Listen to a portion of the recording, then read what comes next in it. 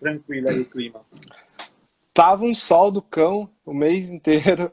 Aí ontem para hoje choveu. Hoje deu uma chuvinha bem legal. Já tá também já começando a colheita.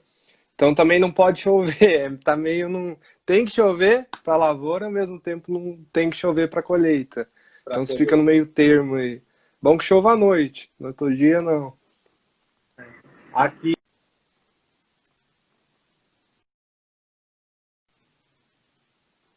também essa semana bem instável, assim. Uns 4 dias de Uhum. chuva, hoje o dia tá bem nubladinho aqui. Sim, Mas bora sim. lá, bora conversar, vamos Vamos. falar de, vamos falar do nosso assunto aqui. Toda pergunta que eu para quem começa aqui a conversar comigo na live. Quem é Hum. Danilo Fávero, mais conhecido como Grilou? Eu, eu sou um curioso no ramo cafeiro que caiu de paraquedas e não conseguiu sair desse quadrado do mundo cafeiro. É um habitat que virou natural. É, Hoje eu estou mais ou menos em torno de uns 6 anos dentro do ramo do café e é uma coisa que eu tive contato desde o meu nascimento, tanto por par de mãe como por par de pai, ambos tinham plantação de café, mas se vendia café em coco, tá? Que eu possivelmente vou estar explicando daqui a pouco mais ou menos uma pincelada sobre a cadeia cafeeira, mas se vendia café em coco, então eu não tive muito contato com o café final, que é o que geralmente todo mundo tem, sabe, na xícara. Até porque eu não gostava muito.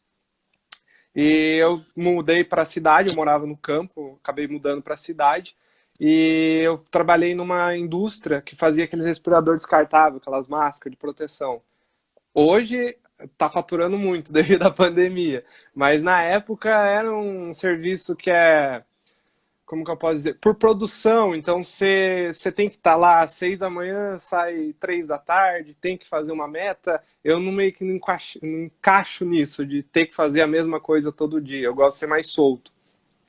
Então eu estava recebendo seguro, que eu acabei sendo mandado embora dessa fábrica, e você fica numa zona de conforto. Ah, estou recebendo para não fazer nada. Então você não quer nada com a vida, você está aí nas custas do governo, digamos assim. Uhum. Aí surgiu uns cursos no Senai, daqui da onde eu moro.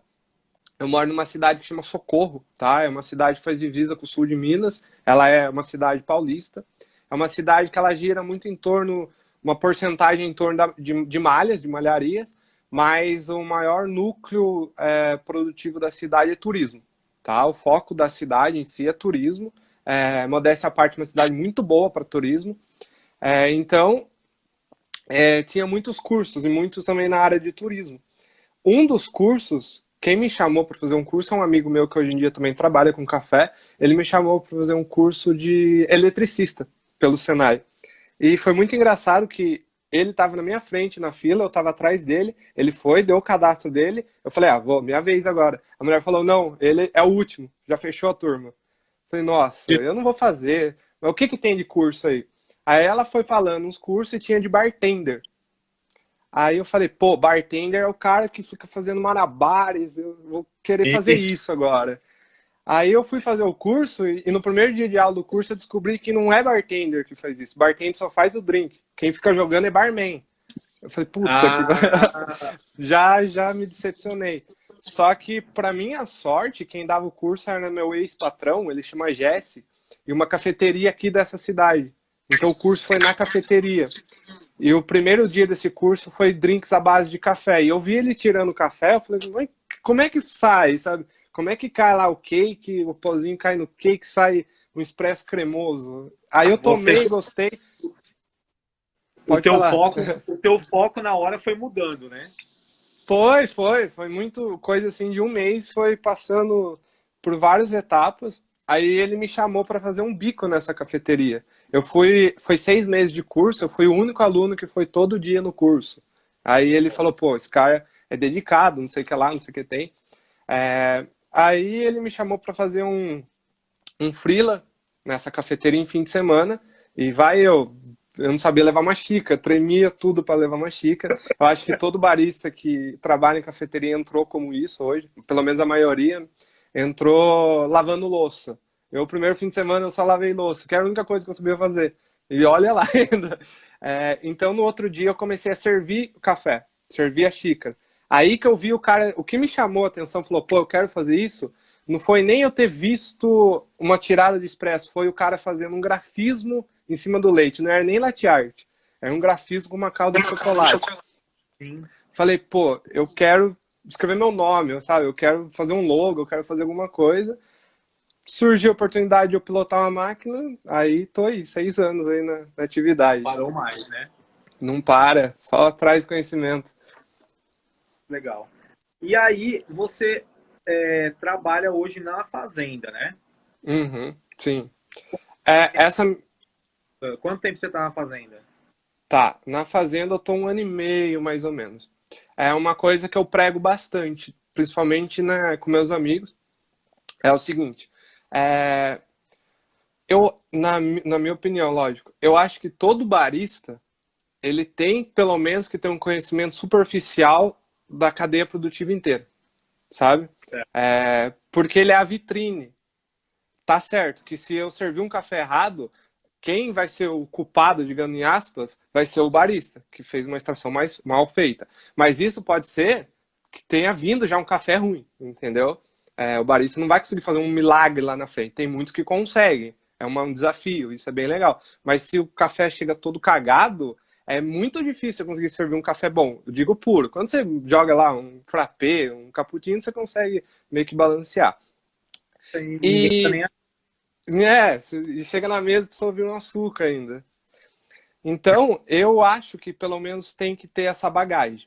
Essa cafeteria que eu trabalhava, ela tinha um mecanismo que ela tinha dois ambientes. Um ambiente café expresso, cappuccino, frappé, o que uma cafeteria padrão tem.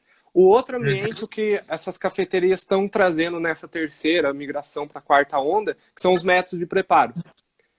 Então, como é uma cidade turística, os turistas vêm e é uma cidade muito para você descansar. Então, chega o cara pilhado de São Paulo, do Rio, fala, dá um expresso, dá um café coado. Eu falei, calma, meu filho, senta, eu vou te levar um calita na mesa, eu vou te servir um catuai desse processo, cereja descascado, foi dessa forma, foi torrado assim, assim, assado, e 20 minutos servir um café. Porque a gente ia na mesa, levava a balança, pesava. Como é cidade turística, como eu falei, a galera aceita isso, sabe? Então ela paga a experiência.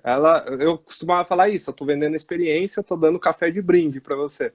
Você pega uma cidade grande, não tô falando que isso é errado, tem que ser dessa forma. É muito ciclo, é muita gente. Então você pede, por exemplo, eu vou muito a São Paulo, eu peço um V60, às vezes chega a xícara. Na melhor das hipóteses, chega o V60 em cima já coando, entendeu? Então, uma pessoa que está tomando isso pela primeira vez, ela sai de lá meio sem saber o que aconteceu. Você fica meio perdido nessa.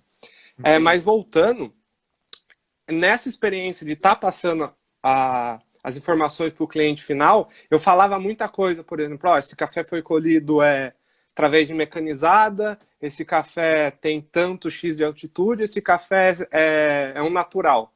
Beleza, o cara absorveu isso, beleza. Eu passei isso sem saber o que era. Entendeu? Eu não sabia o que era o natural. Eu não sabia porque você tinha lido no rótulo. Sim, exatamente. Mas eu realmente não sabia o que era. Eu falei, pô, eu tô precisando um clique, sabe? Aí surgiu uma oportunidade de eu imigrar para essa fazenda dentro da minha própria cidade. E eu fui para essa fazenda e o meu medo era eu ir para essa fazenda e eu abandonar essa ala minha de métodos, que eu gosto bastante, sabe? De estar fazendo experiência, estar contato do público. Eu fazendo café, sendo a ligação do produtor para o público final. Eu gosto muito disso. Então, eu fiquei muito com medo disso. Foi quando eu fui para a fazenda e estava nessa fase de começar um processo dentro da fazenda de ter turista. Então, meio que hoje, aonde eu trabalho, que é a Sete Senhoras, ela tem desde o plantio do café até o empacotamento final, tá? Até a gente conseguir botar em grão, fazer cápsula, tem tudo. E a gente pega esse pacote e consegue fazer um Chemex, consegue fazer um calita, um sifão, um globinho, um V60, com leite, sem leite. Não é uma cafeteria, mas tem tudo que uma cafeteria tem, entendeu? Então, eu acho Só retomando, eu acho que todo barista tem que, pelo menos, fazer um tour pela fazenda. Conhecer por que que se planta assim, por que que tem um espaçamento, por que que ele dá melhor dessa forma, por que que não dá assado.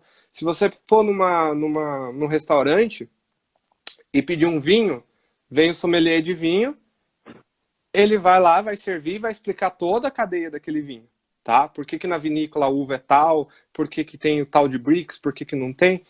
Se for para ler o rótulo, pô, qualquer um faz. Não precisa nem um garçom na mesa. E eu acho que o barista tem que ter isso. Ele tem que, além de proporcionar a xícara, proporcionar uma experiência, sabe? E pelo menos tem que saber o que tá passando. Eu percebo que essas coisas, pelo menos onde eu frequento aqui em Recife, as cafeterias, ela é muito. Os baristas fazem isso dependendo a demanda da cafeteria e Uhum. a receptividade do cliente. Sim. Né? Eu fui com uma amiga, há, sei lá, 2 anos atrás, 3 anos atrás, eu fui numa cafeteria aqui. Aí ela, eu escolho o quê? Eu falei, olha, esse daqui tem método, fala, conversando com ela. E o barista se ligou, que eu já sabia de alguma coisa, e chegou e o que é que eu faço aqui na mesa? Ótimo, claro. E daí Uhum. porque ela não conhecia. Mas não são todos. Eu entendo que é uma coisa difícil, porque não é toda a cafeteria que tem essa disponibilidade. Sim, sim. Eu já presenciei, não é todo cliente que quer saber isso. Uhum. Uhum. Ter um jogo ali, uma percepção do cliente que ele está atendendo também. Da Sim, casa, está cheia, está vazia. sim, Então, sim. é interessante. E o que eu percebo sobre essa história do turismo da fazenda, o que eu percebo nessas lives que eu tenho feito é que muita gente tem se interessado nisso. Sim. Eu nunca vi um café, um pé de café. Maria, que eu Uhum. conversei com ela mesmo, Maria falou assim: eu fui para Triunfo, cheguei lá, eu abracei um pé de café e comecei a chorar. Sim, sim. Carol e Vitor, que eu acho que estão aí ainda também, também foram para Triunfo nesse processo e também ficaram super emocionados de conversar com o produtor. Então, isso Uhum. é uma coisa muito bacana que eu acho que esse período que vai pós-pandemia vai começar a atrair muito tanto barista quanto coffee lover. Eu já, Sim, sim. eu já coloquei na minha listinha de atividades pós-quarentena, sabe? Aham. Uma fazenda para fazer uma visita. Sim, sim. E os produtores, eles ficam, cara, é esplêndido você ver no olhar quando um barista visita a propriedade, sabe? Porque um produtor, quando visita a cafeteria, primeiro ele tem um choque do financeiro. Ele fala, pô, eu vendi a saca uns por 500 conto e o cara tá fazendo a R$ 5 uma xícara, que você gasta 10 gramas desse café. Então ele tem primeiro choque, mas fala, mas pô, meu produto está sendo valorizado, pelo menos, sabe? Pelo menos ele não está tendo perda, ele só está tendo ganho dentro do mercado.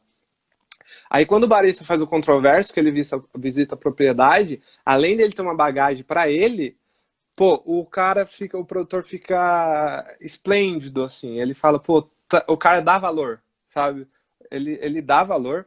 E pegando esse gancho que você falou do turismo e da cafeteria, que tem pessoas interessadas ou não, eu vi muito esse choque de diferença. Porque na cafeteria, a pessoa, pelo menos é que eu trabalhava, a pessoa ia lá e tinha dois ambientes, como eu falei.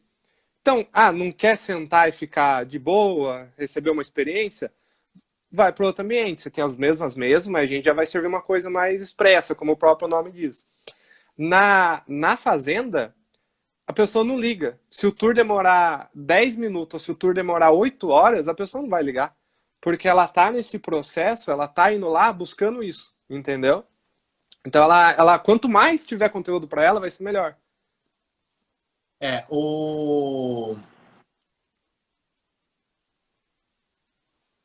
você falou o negócio do. Oh, meu Deus, eu fiz até hoje um tipo de turismo desse daí, que era um turismo de uva, né? De vinícola. Uhum. Sim. tem Conte Toro lá em Santiago. E agora, assim, pessoal, quem for fazer um turismo desse tipo, que vai ver uma produção de café, de vinho, de qualquer coisa, vão com paciência, não vão querendo achar que, sim, eu tô com o saco cheio, não sejam mal educados com ninguém, porque assim, teve lá, eu tô falando isso, porque lá teve uma situação, foi uma coisa incômoda, sabe? Eu me senti uhum, incômodo com uma família, porque é muito rápido, pô, tem todo um processo, entendam isso, sabe? sim, sim, Sejam educados, a palavra é essa, né? Não que sim, sim, isso fosse para ser uma coisa muito, ser educado é uma coisa maravilhosa. Não, é uma obrigação das pessoas serem educadas. Se for para um lugar desse, sai uhum, ali. Um período que você vai passar, de repente você não tem condições de parar no meio, eu quero ir embora, não estou gostando. Então entendam isso. Tá? sim, sim. Até porque, por exemplo, onde eu trabalho, tem 3 pacotes de visita. Entendeu? Você tem o tour completo, que eu acho que é o fundamental. Mas aí, às vezes, vai um senhor de idade, às vezes a galera tá com pressa, às vezes tá com criança. Então, falar, eu não quero ficar aí 1 hora e pouco, 2 horas é, andando. Não anda muito, anda uns 100 metros, mas vai ter que andar. Um senhor de idade, por exemplo, não é difícil andar por estrada de terra, por exemplo. Então, você tem um tour mais fechado. A gente faz toda a explicação, mas não leva o cara até um galpão, não leva até o terreiro. Então isso diminui um pouco no tempo. E você tem galera que sobe na fazenda só para comprar café. Aí surge uma dúvida, a gente, pô, vamos lá então, vamos ali no cafezal, eu explico para você, sem compromisso. Toma esse café, toma. Aí vai, eu já peguei turista nesse ponto que eu fiquei 2 horas trocando ideia com ele, sem fazer tour, entendeu? Só de sentar e ele fica perguntando e a gente vai. E vai muito, cara. Isso, como você falou, está crescendo muito pela demanda de café especial. Então, se tem uma demanda de café especial que está subindo, todas as vertentes dele vai estar subindo. O consumo em cafeteria vai estar subindo, o consumo de café especial junto com ele vai estar subindo, o consumo de máquinas, equipamentos vai estar subindo. Logicamente, esse turismo cafeiro vai estar subindo também. Ó, eu tenho uma pergunta e um comentário aí que a Ana fez, mas vamos para a gente não perder a linha. Conta pra gente como funciona o turismo aí nas Sete Senhoras, porque você é guia hoje nas Sete Senhoras, não é isso? Sim, eu sou um barista barra guia, digamos assim. Daí como funciona esse turismo aí lá nas Sete Senhoras? Tá. Tipo, Eu vou falar. tudo que acontece nesse, eu quero conhecer uma fazenda, o que que acontece? Tá bom. Eu vou dar uma pincelada meio por cima, tá? Até porque senão a gente vai ficar 3 horas aqui conversando. Mas eu meio que vou dar um tour básico aqui. É o seguinte, a gente começa a primeira etapa do tour no primeiro pé de café, tá? Então é onde eu vou estar contando um pouco da história da fazenda, que é uma história ela é muito antiga a fazenda, para você ter uma noção. É uma fazenda que ela vem da época de Dom Pedro II, tá? Ela é muito antiga, lógico que ela teve algumas alternâncias nesse período, mas eu vou contando essa história. Em seguida, a gente vai caminhar do lado dos pés de café. Então tem uma estradinha própria para isso, a gente vai estar caminhando, onde o guia pode ser eu, pode ser tem uma menina que trabalha comigo, tem um menino que trabalha comigo, pode ser qualquer um deles, onde um de nós vamos estar contando como que você vai plantar, tá, um pé de café, porque geralmente isso é muito comum, os coffee lovers têm sempre uma plantinha de café na casa. Você pegar uma semente do fruto, aí plantar é uma coisa. Agora, eu quero ter 100 pés de café. Você É não o- vai estar lá cavando sem buraquinho e colocando sementinho sem buraquinho. Não é assim que funciona. Então a gente explica das duas formas para você conseguir e vai explicar como que aquilo vai crescer, como que ele vai começar a produzir, como que ele vai produzir, tá? A diferença dentro eles. Então você tem, por exemplo, você tem da família do Conilon e você tem da família do Arábica. Só que você pega aí os varietais vou dar um exemplo do Arábica, eu não consigo falar quantos que tem. O Iacê em Campinas vive criando um após dia, então é muito, sabe? É uma coisa muito, muito ramificada. Então a gente vai explicando algumas das principais variedades, algumas diferenças básicas dentro deles.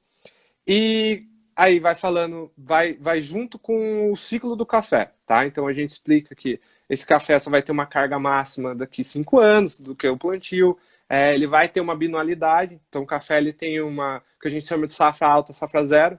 Um ano a fazenda dá uma safra altíssima, que é o que ela tem que pegar um nicho disso e reservar para o ano seguinte, que é a safra zero, que é onde diminui um pouco a carga produtiva de um pé de café.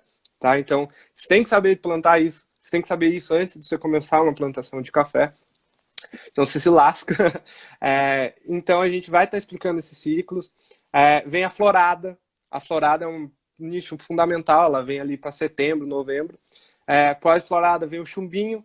Chumbinho, digamos que é um protótipo do fruto do café, tá? Ele é uma bolinha pequenininha, verdinha, que é só o cabeçote ali do meu fruto do café. Aí ele tem um estágio de 8 meses, mais ou menos, até a maturação.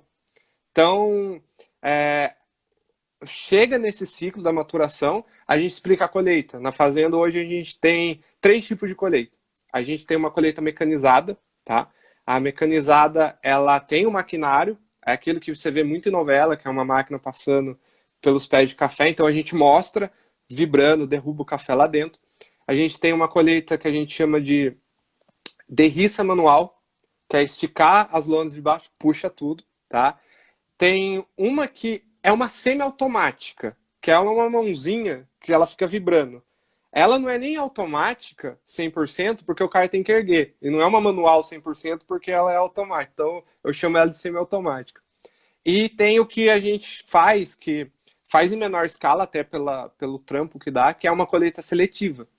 Aí vai lá, tem 50 frutas aqui, 3 tá bom? Tá, eu vou arrancar os 3. E você vai fazendo isso, até você encher ali 60 litros, que é que se paga, que a gente fala, que é o que paga pro colhedor, que paga quando ele colhe 50, 60 litros. Quando é contratado por fora, é o que a gente chama de um alqueire. Aí vai depender muito da fazenda, o valor X que ela está pagando por isso. Mas aqui mesmo, tem cara que eu lembro um ano que tirou 400 conto o dia colhendo café. Pra você ter uma noção, sabe? Os caras é bruto, velho. Depois disso, tá. Esse processo da lavoura, tá? Eu falo toda essa cadeia, só que eu foco o que está acontecendo na época. Então, se é época de colheita, eu não consigo mostrar uma flor, porque não vai ter. Se é época de flor, eu não vou conseguir mostrar um fruto, tá? Vocês fazem a visita o ano todo? O ano todo. O ano todo. Só que a gente acaba focando até para mostrar pro turista o que está acontecendo naquele momento. Vai falar de tudo, mas a gente foca naquele momento. Então, o que eu acho legal infelizmente, é nessa época da colheita, que é a melhor época de você fazer um tour. Porque o maquinário você vê funcionando, você vê o café no terreiro. Depois desse processo da lavoura, ele entra num processo que chama via úmida. A via úmida é o seguinte, tirando seletiva, todo o café que eu colhi, ele vem mais ou menos em 3 partes para mim. Ele vem verde, que como o café, né, todo mundo que toma café que sabe que o café é um fruto. O que a gente consome dele é uma semente que é coletada desse fruto. E assim como toda árvore frutífera, uma maçanzeira não vai dar 100% das maçãs maduras no mesmo período. Então, pé de café também não vai dar. Eu ri agora, porque eu conheço histórias de que achava que o café já tá preto já. Então. Tá bem torrado já. Sim. Eu pego turista que a gente, em época de colheita, a gente dá o fruto pra galera chupar, ver que é doce. Aí elas cospem o pergaminho com a semente, vê que é meio amarelinho e fala, mas não é marrom? Aí eu falo, nossa, quem dera, né? Que puta cadeia que você vai. Aí eu até brinco, eu falo, se você torcer um pé de café, tu tira um expresso junto, assim, com a xícara. Mas aí é bom que você vai pegando conhecimento, tá? Chega nessa via úmida, chega esses cafés que ou vai estar verde, ou vai estar cereja, que é quando ele está bem vermelho ou bem amarelo, depende do varietal, ou ele vai estar um café que ele está secando no pé, tá? Se eu jogar esses 3 dentro de um copo de água, o que vai acontecer é que esse seco vai ficar flutuando e os demais caem. Ali eu já tenho a primeira separação. Esse seco a gente recolhe, A gente joga nessa via úmida, sai numa esteira e ele é colocado direto no terreiro, tá? Ele é um tipo de café que a gente chama de boia, porque ele acaba boiando. É o café natural. É o café que você pega no pacote e está escrito processo natural, tá? Era isso que eu não sabia passar. Era um desses quesitos que eu não conseguia passar para o cliente. O boy, ele tem uma característica de ser mais doce, tem um pouco mais de corpo na boca, tá? Ele é muito usado, não muito usado, ele é muito frequente em regiões mais quentes, porque ele tem uma seca mais rápido. Aí eu vou ter aqueles dois cafundos, por exemplo, um verde e um vermelho. Esses dois, eles têm o mesmo peso, mas eles não têm o mesmo tamanho. Tá? O tamanho, perdão, não. Eles não têm a mesma dureza. Então eles vão passar por um despolpador, tá? O que o despolpador faz? Ele vai despolpar, ou seja, ele vai arrancar aquela película ou verde ou vermelha, só que ele vai conseguir arrancar só da vermelha, que é o meu maduro, que é o cereja, porque tá mole. Sim. O verde ele continua duro. Quando eu despolpo o meu mole, eu tenho o meu pergaminho, que é o meu grão de café com uma mucilagem em volta, que é uma gosma de açúcar do fruto, junto com uma película. Então, aquele café, por exemplo, famoso do jacu, o jacu é um pássaro que vai no pé, faz uma colheita seletiva, porque é um ser vivo, ele vai buscando sempre os melhores frutos, consome esse fruto, ele come a polpa, passa, dá uma acidez devido ao suco gástrico do intestino dele, só que ele defeca o pergaminho. Esse pergaminho, ele é seco, quebrado, onde você tira a semente de dentro. Então a semente mesmo não tem contato com o intestino do jacu. Quando a gente tem o verde e o vermelho, a gente despolpa só. Eu estou usando o vermelho de exemplo, que é o mais comum, mas pode ser o amarelo. A gente despolpa o vermelho, ele fica com esse pergaminho, o verde fica inteiro. Então aqui eu tenho uma diferença de tamanho de um para o outro. Aí ele cai numa peneira. A peneira vai reter o meu verde e onde ele vai passar esse descascado. Esse descascado, eu consigo fazer dois processos com ele. Se eu pegar ele e jogar num tanque cheio de água, que fica ali 24, 48 horas, 36, depende muito, ele ocorre uma fermentação. É um tipo de fermentação, tá? Esse processo, ele chama processo lavado, tá? Ou despolpado, tem esses dois nomes. Então, quando você pegar um pacotinho de café, é esse processo. Mais comum que ele é eu pegar esse café e como ele vai estar com essa gosma ainda, eu dou um jato de água nele para tirar essa gosma. E eu boto secar ele no solo já, assim. Esse processo chama CD, que é cereja descascado. Essas são algumas dos principais processos que você tem, tá? Então a galera vai ver acontecendo todo esse processo.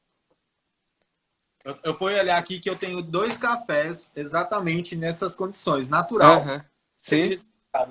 Aí, você viu? Mentira, eu tenho mais aqui, mas eu acho que... Deixa eu ver, esse daqui não tem... Não, esse daqui natural também. Sim. E honey. Honey, ele é como se fosse o CD, só que você não dá aquele jato de água.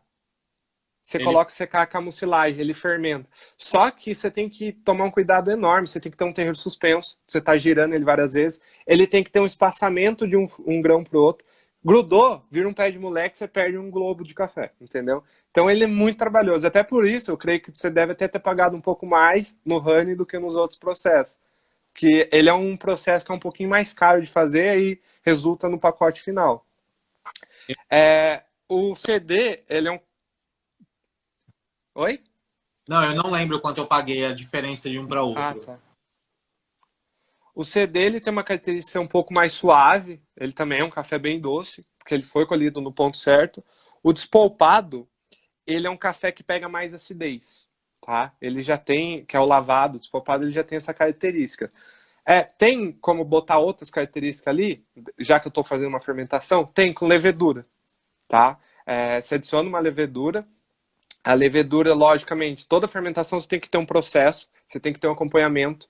Você tem N tipos de fermentações. Hoje no café está crescendo muito isso. Se você falasse para um produtor 5 anos atrás, vamos fermentar seu café, ele ia mandar você aquele lugar. Hoje em dia isso é muito comum, tá? E eu vejo que vem crescendo muito isso.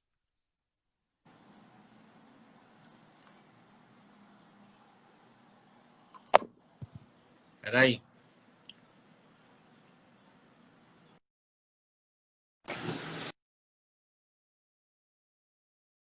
ele de novo.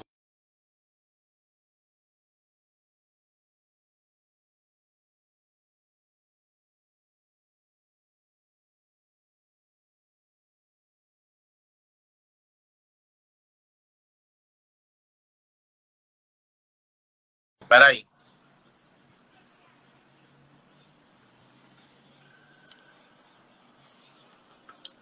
Ana, eu tenho duas perguntas, do Nick e do Imaturo. Já vamos tentar responder já já.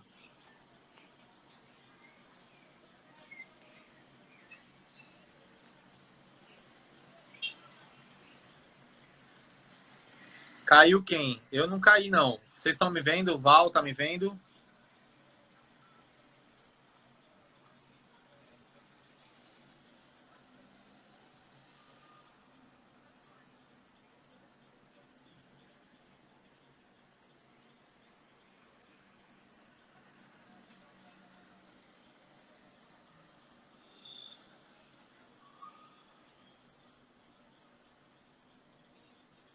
Ótimo. Espera aí que ele tá... Ele tá... Pronto, ele voltou. Vou chamar ele de novo.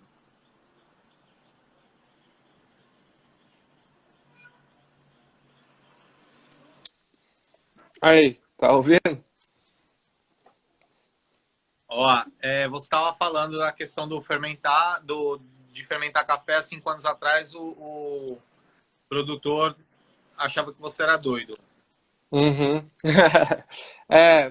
Hoje em dia é bem comum. Até porque o produtor com a informação está tendo muito mais contato, sabe, com o cliente final. Hoje, através das redes sociais, você consegue fazer um B2C direto. Isso é bem legal. Você já consegue vender lá para o seu cliente final, como onde eu trabalho faz. Ela já pega o café pronto e já consegue levar lá para o cara final. Então, esse processo de fermentado é uma coisa que vem agradando muito os cafeicultores pelo valor final. Eu vejo muito isso. Lógico, o Então, sabor agrega, né? agrega, mas não adianta nada você ter o sabor se o cara não vai ter um ganho naquilo, se ele só vai ter perca. Entendeu? Então, adere muito nesse valor comercial também para o produtor final. Mas como eu falei, tem que ter um acompanhamento, não é, eu quero fermentar esse ano que vai dar errado, que vai dar certo, que você se lasca. E aí, continuando o tour, no caso. O tour. Bora focar no tour. Aí sai dessa via úmida, que é onde você consegue esses 3 tipos de café, tá? Onde eu expliquei um pouco a diferença deles. O verde, agora eu falo o nome da onde eu trabalho. O verde, ele é um café que ele já vai ter muita perda lá no beneficiamento, que vai ser um pouco para frente, porque é como se abrisse uma castanha que ainda não formou a casca. Às vezes a castanha lá dentro não está formada. Então a semente às vezes já está quebrada. Você quebra ela junto com o fruto. E a outra parte, as que salva, tem muita astringência no paladar. Tá? Não gerou açúcar, não gerou acidez, não gerou corpo, então tem muita astringência. O mercado hoje aceita o café verde para fazer alguns tipos de blends para esses cafés populares de gôndola de mercado. Tá? Até Ana fez uma pergunta a respeito do imaturo. O verde seria o café imaturo, não é isso? Sim. Ela pergunta sobre o café imaturo fermentado. Fermentado.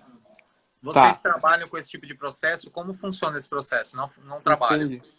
Não, eu não trabalho, eu sei bem pouco sobre isso, tá? Porque o imaturo nosso, a gente deixa ele virar café em coco, que é o café com a casca seca, e vende em coco mesmo, que não compensa nem beneficiar, pra você ter uma noção. A gente vende para outras empresas que têm esse conceito de beneficiar, geralmente é cooperativa, que consegue fazer isso. Entendi. Mas, por exemplo, eu não vou citar marcas, lógico, mas eu já tomei um café uma vez de uma marca conceituada de café especial, que a nota específica desse café era azeitona preta, tá? Não é que ele era um café doce, que tinha um corpo, um corpo que remetia a azeite. Não, a nota principal dele era azeitona preta, tá? Como que eu deixo um café com azeitona preta, por exemplo?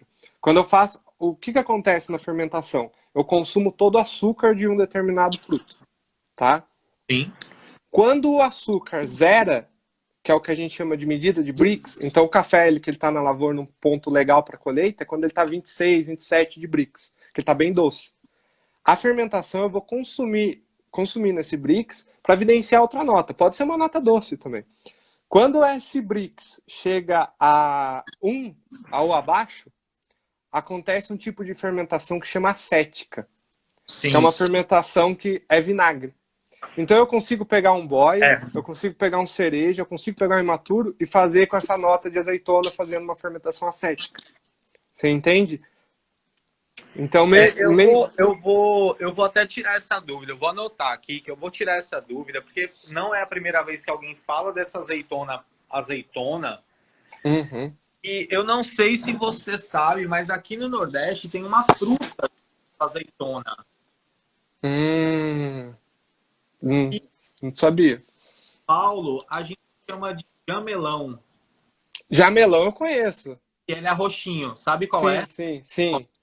O jamelão daí, eu tô falando aí porque eu sou de São Paulo, né? O jamelão aqui eles chamam de azeitona. Ô, louco. Eu vou tirar a dúvida com um mestre de torras sobre isso aqui. Sim. Por favor, me manda depois. Pronto, pode continuar. Eu lembrei disso agora, eu vou até... O verde, como eu falei, ele fica exposto no terreiro. Hoje, onde eu trabalho, a gente tem um terreiro de cimento liso, que é o ideal, tá? Que é um cimento, ou você pode fazer de asfalto, só que eu acho que financeiramente é um valor até mais alto, ou você pode fazer de cimento liso. Por que cimento liso e não terra direto? Para não pegar gosto de chão, tá? O café, na hora que a gente vai beber ele no cupping, vem muito gosto de chão se tiver ali em contato com a terra, tá? A gente tem esse tipo de terreiro, tá em construção um terreiro suspenso, tá? Não vai ficar pronto, ia ficar pronto, mas devido a essa pandemia aí deu uma suspendida esse ano nesses projetos, mas enfim, é um terreiro suspenso. A diferença dos dois é que o terreiro suspenso vai ter uma seca mais rápida, tá? O que é essa seca do café? Boia, CD, o próprio verde, eles vão ficar no terreiro até ter uma média de 40% de umidade o grão do café, o grão cru. Então a gente pega uma amostragem, leva para baixo, descasca, faz uma média. A hora que a média estiver em 40%, a gente leva para um secador. Porque daí a partir desses 40%, o secador já consegue ter mais uniformidade nessa seca e eu consigo ter mais controle de quantos por cento vai estar esse café no final em umidade, tá? Quando esse café está chegando perto de 40%, o boia, ele é posto numa estufa, para não receber o raio direto do sol. Tá?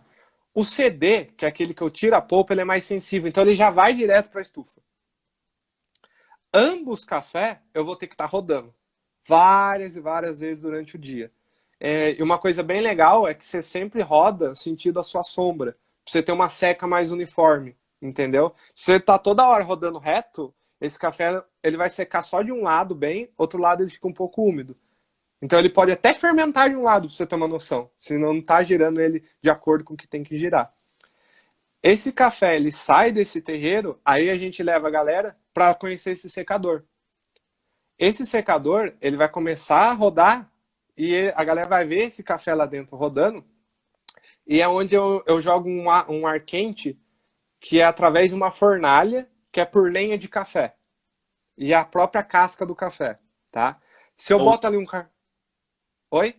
Já usa todo o subproduto, né? Sim. É muito louco. A partir de agora, no próprio beneficiamento, todo o resíduo do café utiliza para alguma coisa. Por exemplo, a polpa que eu arranco do CD, vai para adubo, tá?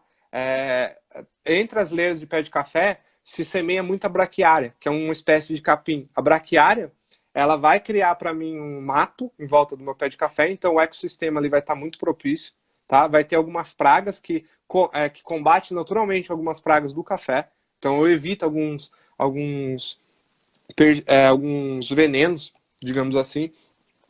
E cresceu o mato, corto, ele mantém para mim a umidade do solo. Então esse solo não vai estar seco, ele vai estar sempre úmido, que é bom para o café, e já viram adubos enquanto de decomposição.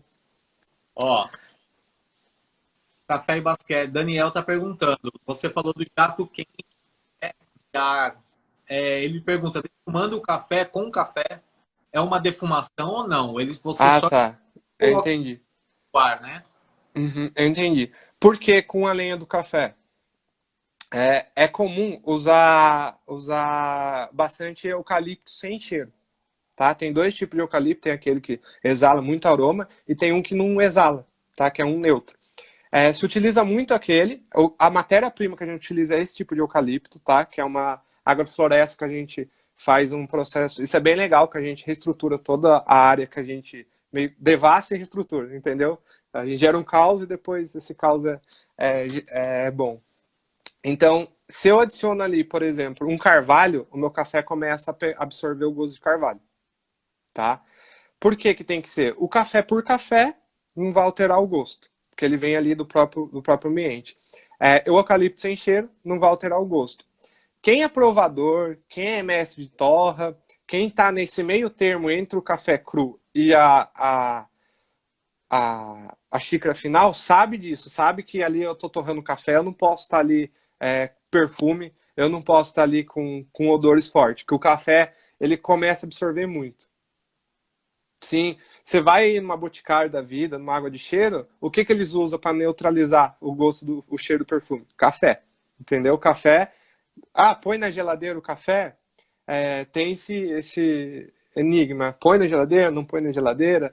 Eu não aconselho pôr por dois motivos. O primeiro motivo, que você prepara um café quente, tá? 99% das vezes quente. Você tira da geladeira, você não vai esperar aquele café entrar em temperatura ambiente para você conseguir fazer ele, tá? Então você acaba tendo um choque térmico do pó com a água quente. E o principal motivo, geladeira você tem carne, você tem tempero, você tem coisa que tem um odor muito forte. Então ele pode correr essa troca de odores, tá? Então acho que isso é bem legal, galera saber. Então esses secadores, o café ele vai ficar ali geralmente 8 horas por dia girando, num ar de 30 a 32 graus, mais ou menos. Se eu aumentar esse grau, eu corro risco até de começar a ter uma pré-torra desse café, que não é o que eu quero, tá? E quando que eu tiro esse café do secador? A gente tira esse café do secador quando ele atingir de 11 a 12% de umidade o grão. Porque esse grão tem que chegar com esse índice de umidade lá para o mestre de torra, tá? Não é todo mestre de torra que tem um medidor de umidade. Então, ele tem para ele que já está com 11, isso. Então, ele tem a receita dele para a curva que vai começar ali. Se eu dou um café com 13, é muito louco. Se eu dou um café com 1% a mais, a curva de torra desregula tudo, cara. E para você jogar aquilo de novo, dá um trabalho do cão. A gente já falou sobre torra aqui com o Eudes, Uhum. que é do CAF, e ele já falou sobre isso, dessa questão da umidade aí. Sim, E eu conversei sim. com ele esse tempo atrás, ele tá fora, ele falou até que já chegou a devolver café por conta de. Porque Uhum. alguma coisa da umidade também, eu não me recordo, mas ele já me falou sobre isso. Ele devolveu. Sim, sim. Uma coisa que a gente faz, que é bem legal, é o seguinte: a gente tem dois tipos de venda. Tá? A gente vende o pacote final e a gente vende, por exemplo, você, Nelson, quer comprar a saca, você vem e compra. O que a gente faz é o seguinte: você vai levar 10 sacas, a gente vai montar uma amostra dessas 10 sacas, você vai ver, a gente vai pedir a umidade, a gente vai torrar esse café junto com você no torrador nosso, a gente vai provar esse café e você vai falar, é esse. Aí você desembarca esse café. Entendi. Tá? Para não ter esse risco lá. Lógico, cada um é cada um, a gente tem confiança no outro, mas você tem que ter esse, como é que eu posso falar, esse checkpoint, falar, ó, daqui saiu bom café. Não, mas e outra coisa também, vamos ser lógico da coisa, né? Imagina você da fazenda um café aqui para Recife. Quando chega aqui o café não tá ok. Daí eu mando de volta. E os custos disso? Uhum. O translado. Porque assim, não é barato não, gente. Sim, sim. Postos que são pagos para café, tudo isso não é barato não. Sim, sim. Sai do estado, paga quando é do estado, paga na Bahia, Sim, sim. né? Então esse processo que você está falando, eu acho que ele economiza ou minimiza muito trabalhos ou muito Sim. gasto em relação a isso. Uhum. Isso é bem interessante. Depois que sai desse secador, ele vai para uma tulha. A tulha, onde tem muito dessa tulha, é cooperativa. Que é quando a cooperativa não tem esse processo de secagem de terreiro, já compra o café em coco. Então já joga direto na tulha, entendeu? A tulha é uma tulha de madeira náutica, que não vai penetrar a umidade, não vai ser umidade, o café vai permanecer lá do mesmo jeito por meses e meses. E é devido a isso que eu consigo ter um controle de estoque, digamos assim. Então, eu tenho esse outro meio de mecanismo de venda, que é a saca, é influenciado ainda na bolsa o café. Então tá lá embaixo, segura, não vou vender. Para que eu vou vender? Subiu, aí é muito louco. Quando sobe, todo mundo lá, beneficia, vai. Então é uma correria para vender, entendeu? Então você consegue segurar com qualidade. A gente resolveu beneficiar esse café. Então ele vai estar em coco ou ele vai estar em CD, eu preciso quebrar essa cartilagem dele. Então a gente vai passar por um descascador, o descascador vai arrancar e ele consegue separar para mim casca seca do meu grão de café. Essa casca seca eu uso também como matéria-prima junto com a minha lenha lá no secador. Então eu já reutilizo, tá? Aqui agora que é um ponto que eu vejo que a galera fica muito assim, ai meu Deus, é um ponto que se eu fosse dar uma... essa é a melhor parte do tour, é essa, que eu vejo a reação da pessoa, que é quando ela sabe o que ela tá bebendo, tá? Eu recebo muito mais turistas que não conhecem sobre o café especial do que conhecem. Então eu vejo muito esse choque. O café caiu num setor que chama ventilagem, ele vai bater um vento, esse vento vai separar em dois processos. Um chama bica corrida e o outro chama café de escolha. O bica corrida é café especial? Não, não é considerado um café especial. Ele é aquele café gourmet. Sabe, naquela pirâmide ele entra ali como um café gourmet. Ele é o café que, se eu continuar o beneficiamento, eu consigo uma saca de café especial. E o que é o escolha? O escolha é o café que é leve, que é tudo quebrado, que é pauzinho, que é casquinha. Então é o café que sai numa saca direto e já vai para venda, tá? É onde eu pago 200, 300 reais uma saca e preciso mascarizar aquilo. Então eu preciso fazer uma torra extra forte e mói, você não sabe o que tá bebendo, entendeu? Então é onde eu pego na mão... Toda vez que alguém fala do extra forte, você não sabe o que está bebendo.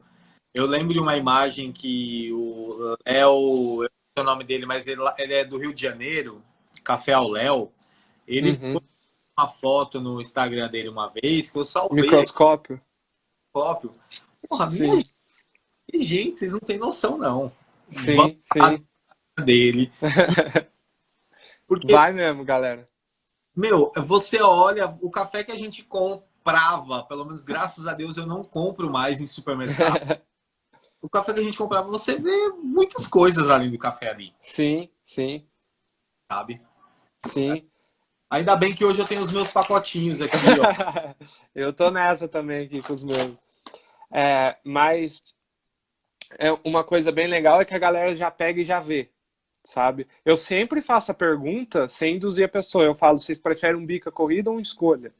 Pelo nome, eu cometi esse erro a primeira vez que eu fiquei sabendo. Escolha. Eu falei, pô, é escolha? Mas é surreal. A hora que eu furo a saca e mostro todo o café quebrado, eu falo, ó, isso aqui é café de mercado. Ele é torrado dessa forma, não sei o que lá. O que a gente tem também? A gente tem esse café torrado como amostra na hora que a gente retorna lá para nossa base. Que daí a gente faz a mesma pergunta no final. A gente serve uma xícara de um bourbon, por exemplo, e fala, e desse extra forte, já vem nítido, um caramelo, outro, aquele carvão preto, fala, qual que você quer tomar? Aí a pessoa já migra pro bourbon, sabe? Ela já educa a pessoa, reeduca, na verdade. E sai desse processo de ventilagem, então a gente finaliza o escolha ali, tá? Agora, em nome da fazenda, novamente. A gente vende esse café para empresas, geralmente cooperativas, tá? Que compra esse café, vai fazer um blend e vai fazer esse torrone que a gente chama. Esse bica corrida, ele vai passar por um processo de peneira. Então, ele vai jogar numa mesa que fica peneirando esse café e a gente vai ter grão pequeno, a gente vai ter grão grande, que é o que quando você compra o café em grão você tá vendo, e vai ter, no meio disso, um tipo de café que chama moca. ou moquinha. Vai que eu vou ver se um desses aqui tem. Tá bom. O moca, ele é um fruto que geralmente ele dá no ponteiro do pé de café, ou seja, nas partes laterais, nas partes visíveis. Então, como ele toma luz mais rápido, toma vento mais rápido, a maturação dele é mais rápida. Então, não gera tempo de desenvolver em duas sementes, ele fica redondinho uma só, tá? O moca é muito bom. 5% da produção mundial é de moca, Nossa, não tá? sabia. Sim, só que você não tem como só produzir moca, entendeu? É impossível. Isso não. Natural do próprio pé. Sim, do próprio pé de café. Então você consegue ali já separar o moca, tá? É, agora, as Sete Senhoras que eu trabalho não tem uma linha de café que só vai moca. Tem como ter, mas optou por não ter. Então o que a gente faz? Pega esse moca, vai continuar o processo, só que ele vai ser blendeado com o nosso pequeno, tá? A gente também tem sacas de moca separados, só moca, para que a gente tenha clientes que só pedem esse café, tá? Então ali eu consigo separar pequeno e grande. Tecnicamente, esses dois tipos de grãos. Esses dois tipos de grãos, eles vão ter alguns grãos que na classificação você vê muito que é contado como defeito. Que, por exemplo, o grão concha. Um grão que ele é grande, só que ele não tem conteúdo, ele só tem a casca, tá? Esse é um grão com defeito. Então, para eu tirar esse tipo de defeito, a gente vai para uma mesa que chama mesa densimétrica. Essa mesa densimétrica é jogado no meu café somente o grande ou somente o pequeno e com uma vibração ela mede a densidade de grão. Então, os grãos leves escorregam e caem de um lado e os grãos pesados ficam na superfície. Aqui eu já tenho uma saca de café especial, pra você ter uma noção, tá? Já totalmente selecionado ali, né? Sim, sim. E aqui, o que eu vou fazer com essa saca que vai ser grão grande e grão pequeno, já beneficiada? Grão grande, vou torrar e vou vender café em grão. Porque eu estou vendendo, visivelmente tem que estar bonito. Grão pequeno, pelo mesmo motivo, eu tenho que moer, tá? Se eu moer um grande e um pequeno, você não sabe depois o que eu moí. Se eu moí grande, se eu moí pequeno. Então, a gente opta por trabalhar com os pequenos na parte de moagem, de café em pó. Depois dessa densimétrica, ele tem um processo que ele... Quando a galera vê, também fala, putz, esse aqui é demorado. E realmente é. A gente tem alguns frutos que, quem nunca pegou, por exemplo, um morango, mordeu e estava meio podre por dentro. Uma banana bem amarela, descascou, estava amarronzada. Então a gente tem frutos de café que está maduro, teve todo o processo que foi considerado maduro, mas chega ali o grão está preto. Só que ele é grande, ele tem densidade, só que ele é um grão que vai dar astringência no paladar. Então, o que a gente tem que fazer? A gente tem que fazer um sistema numa máquina que vai escanear esse grão, tá? Vai em fila indiana, grão atrás de grão, ele escaneia grão por grão, então ele escaneia em duas colorações, um pigmento escuro e um pigmento claro, tá? Porque o café ele é um verdinho mais claro. Então, esses verdinhos vão passando. Isso tudo, pessoal, nós estamos falando do grão sem estar torrado ainda. Ele é verde, viu? Para vocês, sim. não vem torrado do pé e não é só colher lá e torrar, não. Ele todo que passa. Sim. Ele escaneia na hora que ele acha que passou pelo laser. Ah, é um pigmento escuro, que é um grão preto, ou um grão ardido, tem vários tipos de grãos que são pigmento escuro. Ele tem uma válvulazinha que dá um bate nele e expulsa esse grão para fora. Que daí vira resíduo, entendeu? Aí que você tem mais confirmação que essa saca é um café especial, entendeu? Só que, sinceramente, dá até sono você ver essa máquina trabalhar. Parece que é lento e parece que tá estourando pipoca. Fica tec, tec, tec, tec, tec. Então, depois do almoço, bate um sono ali, sim. Aí esse café ele é ensacado. Ele é ensacado dentro de um saco plástico que a UFLA desenvolveu, que é para preservar o café lá por mais tempo. E depois desse saco plástico, vai aquele saco famoso que é o estopa, tá? Aí a gente termina essa, digamos, a terceira etapa, que é a parte desse tour, que é onde a galera conhece até a saca. Aí essa saca vai subir lá para cima, que é onde a gente retorna para a base do nosso tour. Chegou lá na base, a gente joga uma amostra de café na mesa e a gente fala, ó, esse aqui é um grão concha, esse é assim, esse é assado. A indústria compra café especial, tem que estar 80 pontos para cima. A gente vai e mostra a tabela, por que está assim, por que está assado. e a gente consegue lá mostrar, ó, esse aqui é um bourbon, cheira ele verde, cheira verde. Esse aqui é um catuai, cheira ele verde. Isso é muito sensorial, sabe? A gente pega turistas que nem é da gastronomia e, pô, via diferença. E já peguei coffee lovers lá que também não conseguiu sentir nada. Aí a gente mostra onde é feita uma torra de amostra, faz essa torra de amostra, que é uma torra clara, que é onde vai evidenciar tudo que o café tem de bom e de ruim, que é o que a gente quer saber agora, tá? Que você pode pegar um café maravilha, só que ele pode ter alguma coisa dentro dele que não é agradável. Então eu preciso evidenciar as outras coisas de uma forma que comprima aquele desagradável a ponto de eu não sentir ele no paladar. Então é onde é feito o famoso cupping. A gente vai chupar aquele café misturado com a água e vai cuspindo num copo, tá? Isso é muito comum, esse cupping. No vinho mesmo, isso é bem comum. Só dando uma pincelada. Uma vez o Munari, o Daniel Munari lá de Curitiba, ele falou uma coisa bem legal. Para quem é barista e quem também faz muito cupping. Não toma só café especial.